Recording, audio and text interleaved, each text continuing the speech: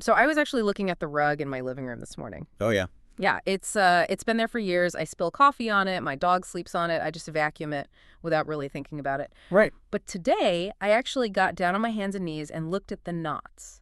And it hit me that I have absolutely no idea how this thing was actually built. You're definitely not alone in that. We tend to treat them as background noise. Yeah. Just floor coverings. Yeah, exactly. But if you really look at a Persian carpet, what we call a farsh Irani, or quali Irani, you aren't just looking at decor. You're looking at a survival mechanism.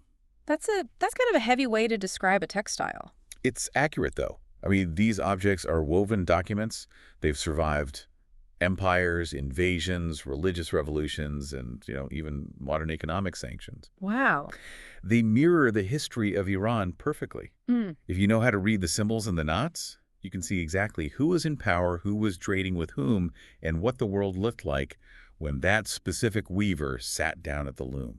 So in this deep dive, we're essentially going to read the rug today. We are. We're going to break down the engineering, which is way more mathematical than people realize. Yeah. And we're going to figure out how to tell if a rug was made in a nomad's tent or a royal palace, just by looking at the back of it. I really want to start with the timeline, because this is where my assumptions were just totally wrong. I assumed that, like most technology, rug weaving started primitive and got better over time. Right, the logical progression. Yeah, you start with a rough mat and eventually you get to the high-resolution stuff. That's what most people think. Yeah. But archaeology threw a massive wrench into that gear. You're talking about the Persian carpet. Exactly.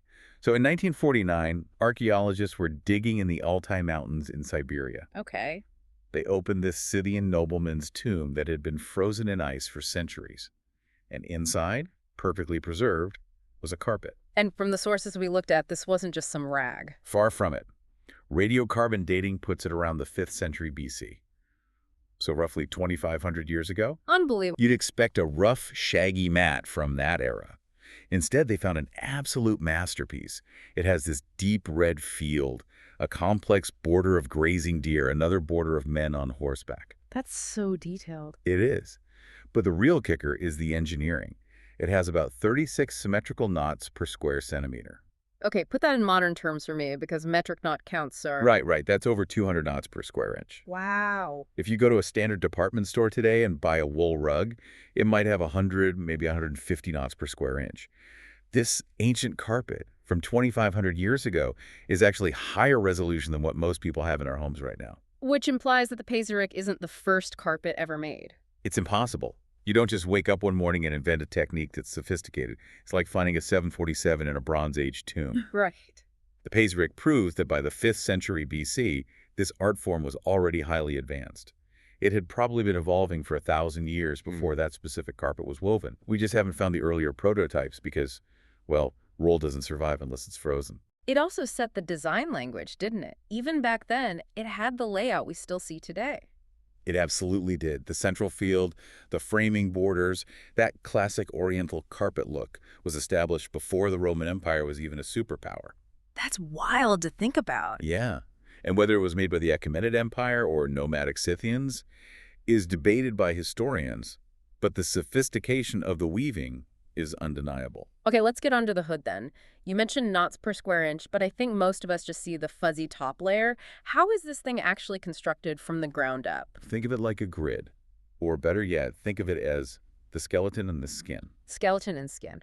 The skeleton is the foundation. You have the warps. Those are the strong threads running vertically from top to bottom. They are the backbone of the entire piece. And those are usually cotton, right? Often cotton, yes. Because it's stronger. Because cotton doesn't stretch as much as wool. It handles tension better and provides a rigid structure so the rug lies perfectly flat. Makes sense. Then you have the wefts, which run horizontally, weaving over and under the warps. They lock the rows of knots together. So that foundation is the canvas. Exactly. The part you actually walk on the pile is created by taking a piece of yarn, tying a knot around those warp threads, and cutting it. And you do that thousands upon thousands of times. And the material used for that pile changes everything about the final product. Completely. The standard is wool, of course. But even within wool, there's a strict hierarchy.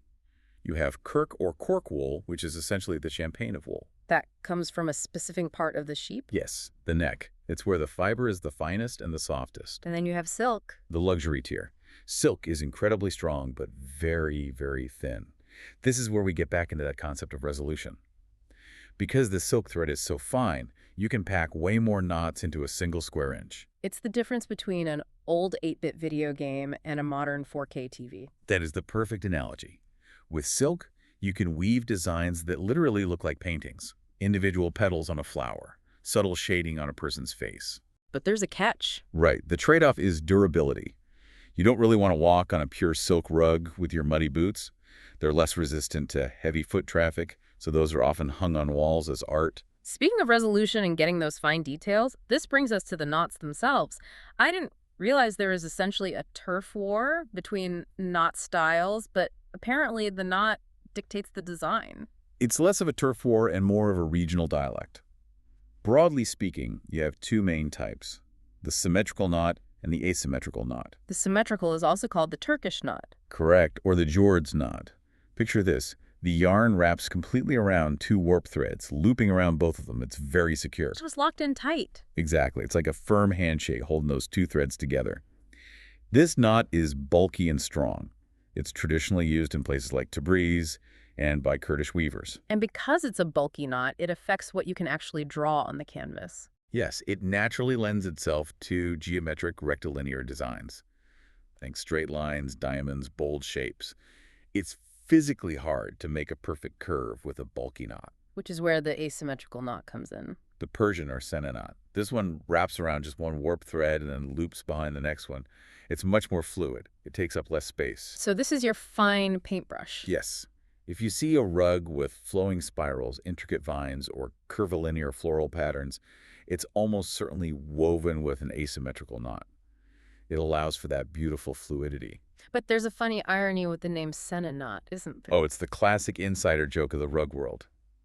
The asymmetrical knot is named after the town of Senna, which is now Senanandaj in Kurdistan. Right. But the weavers in Senna actually used the Turkish symmetrical knot. So the town is famous worldwide for a knot they don't even use. It's a complete historical misnomer, but the name stuck. History is full of those little accidents. Let's switch gears to color. Because the engineering is impressive, but the color is what grabs your attention from across the room, and until pretty recently, this was all just organic chemistry. It was essentially cooking. Before synthetic dyes hit the market in the late 19th century, everything came directly from nature. You want blue, you use indigo, you want yellow, you boil onion skins, pomegranate rinds, or chamomile. And what about the red? Madder root is the standard for red, but if you were wealthy and wanted a really deep, vibrant crimson, you used cochineal. Which is bugs. Crushed scale insects, yes. Lovely. It sounds gross, I know, but it produces a color that is incredibly stable and rich, and that stability is key. These natural dyes don't just fade away over the years, they mellow. They develop this beautiful patina over time that synthetic chemical dyes just can't replicate. But there's a specific phenomenon with natural dyes that I find fascinating. It's called a brush. A brush. It's a Turkish word that translates roughly to speckled or piebald. How does it show up in the rug? If you look at an old tribal rug, look closely at the blue field. You'll see it's not just one solid uniform color. It shifts. It creates these horizontal bands of navy, then maybe a lighter denim color, then back to navy. And that's just because they ran out of dye, essentially. They ran out of a specific batch of dyed wool. So a weaver in a village might dye a batch of wool, weave for a month, run out, and then have to dye a completely new batch. And they can't match it perfectly. Exactly. Maybe the river water was a different temperature that day, or the madder root was harvested in a different season. The shade is just slightly off. Now, in a modern factory, that gets rejected immediately. Instantly. It's considered a defect. Yeah. But in the world of collectors and rug enthusiasts, a brash is highly prized. Because it proves authenticity. Yes, it proves humanity. It shows the rug was made over a long period of time, by hand, with limited resources. It gives the rug a visual pulse that a machine-made rug completely lacks. It makes the surface vibrate. That transition, though, from making do with what we have to planned perfection, that really happens in the Safavid era, right? This is considered the golden age. The Safavid period, which runs roughly from 1501 to 1732, changes absolutely everything. Before this, especially with nomadic groups, designs were passed down strictly through memory. Just mothers teaching daughters. Right. 3 red knots here, 2 blue ones there. And those designs were geometric, because geometry is relatively easy to memorize. And the Safavids wanted something different for the royal court. The Safavid Shahs wanted their carpets to match the incredible illumination art they had in their books and mosques. They wanted complex gardens, spirals, sweeping tendrils. You cannot weave that from memory. It's too complex. So they had to separate the jobs. They introduced what we call the cartoon. Which is basically a paper blueprint. Exactly. Yeah. A master artist draws the design on graph paper. Every single square in the paper represents a single knot. The weaver stops being the designer and becomes a technician. They're just reading the code. This separated the artist from the weaver and allowed for the massive, intricate city rugs we see today. And the ultimate example of this design revolution is the Ardabil carpet. Arguably the most famous carpet in the world. Yeah. It's currently in the V&A Museum in London. It's huge, it's stunningly fine, and it actually has a date and a poem woven right into it. By Makstov Kashan. Yes, who refers to himself in the inscription as a slave of the threshold. And the date corresponds to 1539 or 1540.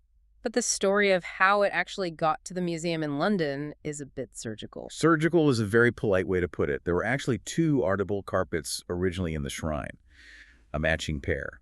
By the late 19th century, they were both falling apart from wear. Okay. When they were sold to a British dealer, he made a pretty drastic decision. He cannibalized one carpet to repair the other one. So the pristine one in London is a survivor, but it's technically wearing parts of its twin. It's a composite masterpiece. And the leftovers from the sacrifice rug were pieced together into a smaller, secondary carpet that's now located in Los Angeles. That is wild. So we have one perfect giant and one smaller Frankenstein, both originating from the same holy shrine. That story really highlights the value we place on these masterpieces. But we need to make a distinction here for anyone listening. We've been talking heavily about Safavid court carpets, the city rugs. But the outline of our sources divides Persian rugs into three big categories: city, village, and tribe. And this is probably the most practical thing you can learn today. Knowing where a rug comes from tells you exactly what to look for in its construction. Let's start with the tribes, the nomadic weavers. Think about their lifestyle. They move constantly. They migrate with the seasons. You cannot carry a 500-pound vertical stationary loom on the back of a donkey. Right. That's not going to work. So they use horizontal looms that they stake flat into the ground. When it's time to move the camp, they just pull the stakes, roll up the rug even if it's only half finished, and pack it up. Which means the rugs have to be smaller by necessity. Smaller. And the designs are memory-based. They are bold, geometric, and full of tribal symbols. No cartoons are used here. The Qashqai tribe is very famous for this style. They make the Gaba rugs, right? I've seen those a lot in modern design magazines. Yes. Gabas are fascinating because they look incredibly modern to our Western eyes. They have a very coarse, thick pile, very few abstract patterns, and lots of wide-open color fields. They look almost minimalist. Exactly. Western interior designers absolutely love them for that modern look, but they're actually part of a very rustic, ancient, tribal tradition. Then you have the Kurdish weavers in the Kurdistan province. And here we have to talk about the iron rug. The Bajar rug. It is legendary in the textile world. Why do they call it the iron rug of Persia? Because it's virtually indestructible. The weavers in Bajar use a specific technique called wet weaving. They keep the wool and the cotton foundation damp while they work. Why would you want it wet? Because a wet wool stretches. So they hammer the wet threads down incredibly hard while everything is damp and pliable. Oh, I see. Then as the rug dries, everything shrinks and tightens up. It creates a pile that is so dense and heavy you can hardly even fold it. It feels almost like a wooden board. You could put a Bajar in a busy train station for 50 years and it would still look fine. That is the heavy-duty end of the spectrum for sure. And then finally you have the towns and cities, places like Tabriz, Kashan, Khram. This is where the Safavid legacy really lives on today. Stationary vertical looms, professional organized workshops, the use of paper cartoons. That's a much more controlled environment. Highly controlled. If you see a rug that is a perfect rectangle, has a super high knot count, and a design that looks like a realistic garden with curving vines and a central medallion, it's a city rug. It's all about elaborate perfection and refinement. It's interesting you mentioned perfection there. There's a story I hear all the time. People love to bring this up at dinner parties, the Persian flaw. Yes. The idea that every rug has a deliberate mistake woven into it to show that only God is perfect. It's a very romantic idea. And honestly, it fits the spiritual and religious culture of the region perfectly. I hear a but coming. But if you actually talk to the weavers on the ground, it's mostly a myth. Look, weaving a rug involves tying hundreds of thousands of tiny knots. It is mind-numbing, highly repetitive work. Mistakes happen simply because the weavers are human. So it's not some humble tribute to the divine, it's just a miscount on a Tuesday afternoon. Usually, yes, just human error. But honestly, does it really matter? Whether it's intentional or accidental, that flaw serves the exact same purpose for the viewer. It reminds you that a living, breathing human being sat there for months, maybe years, tying these knots by hand. And unfortunately, that human element is facing some serious threats in modern times. It is. The economy of the Persian carpet is definitely struggling. First, you have the geopolitical side. As our sources point out, carpet weaving remains a massive part of the Iranian economy. It's often their top non-oil export, employing millions of workers. But international politics gets in the way. Yes. Sanctions have had a profound impact. Specifically, U.S. sanctions that were enhanced in 2011 essentially halted imports to the West. Some of those restrictions were lifted in 2016, but the political back and forth heavily affects the availability and the market for these rugs in places like the U.S. Which naturally opens the door for competitors to step in. Huge competition. Countries like India and Pakistan are producing massive amounts of hand-woven rugs. Often they copy the traditional Persian designs but use faster techniques like loop weaving, or they use cheaper quality wool to cut costs. And then, of course, there's the machine-made sector, Which can print a classic Persian design onto a synthetic mat in about 5 minutes for $50. It's really hard to convince a young buyer to spend thousands of dollars on a hand-knotted piece when the visual copy is so cheap and accessible. But the durability and the soul just aren't there. Not at all. We've covered a huge amount of ground today, from the frozen Scythian tombs of Siberia to the wet weaving of the Kurds, all the way to the royal workshops of the Safavids. And through all of it, the common denominator really is time. When you buy one of these, that's what you're really buying. That actually brings me to a statistic from our research that I just cannot get out of my head. We haven't talked about the Carpet of Wonder in Oman yet. Oh, that is a monumental project. It's a massive rug made for a grand mosque. It took 600 Iranian weavers 4 entire years to finish it. That equates to roughly 12 million man-hours. Just think about that for a second. 12 million hours of human life, of focus, of physical skill, all knotted together into one single object. It completely changes how you walk across the room. When you realize that you aren't just stepping on wool, you're stepping on history, on incredible engineering, and on a massive amount of human dedication. Exactly. It turns the floor of your living room into a museum. Next time you see a rug, maybe get down on your knees and check the knots. You might find a masterpiece right under your feet. Thanks for joining us on this deep dive. Always a pleasure to be here. We'll catch you next time.